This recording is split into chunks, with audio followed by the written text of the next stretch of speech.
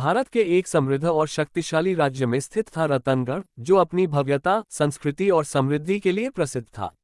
इस राज्य पर महाराज विक्रम सिंह का शासन था, जिन्हें उनकी वीरता, न्यायप्रियता और प्रजा के प्रति प्रेम के लिए जाना जाता था।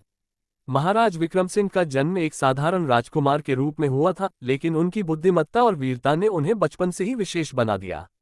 शिक्षा और शस्त्र विद्या में माहिर विक्रम सिंह को अपने गुरु से नीति, धर्म और राजनीति का गहन ज्ञान प्राप्त हुआ। जब महाराज विक्रम सिंह ने गद्दी संभाली तो रतनगढ़ कई बाहरी शत्रुओं से घिरा हुआ था। पड़ोसी राज्य अक्सर राज्य की सीमाओं पर आक्रमण करते थे।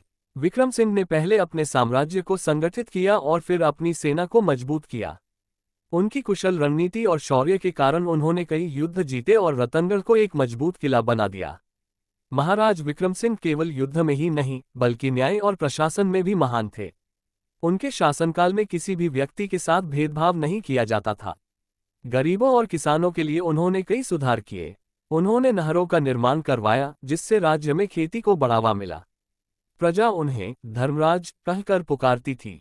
महाराज विक्रम सिंह की पत्नी रानी सूर्यलता एक साहसी और बुद्धिमान महिला थी। वह न केवल राजमहल की शोभा थी, बल्कि राज्य की सुरक्षा और नीति निर्माण में भी उनकी अहम भूमिका थी। उनके नेतृत्व में महिलाओं को शिक्षा और स्वतंत्रता का अधिकार मिला। महाराज विक्रम सिंह के शासनकाल की सबसे प्रसिद्ध घटना रतनगढ़ की महान लड़ाई थी। एक शक्तिशाली दुश्मन राज्य ने रतनगढ़ पर आक्रमण किया। विक्रम सिंह ने अपनी सेना का नेतृत्व किया और दुश्मन को पराजित किया।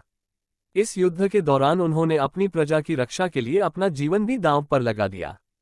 महाराज विक्रम सिंह का शासन लंबे समय तक चला।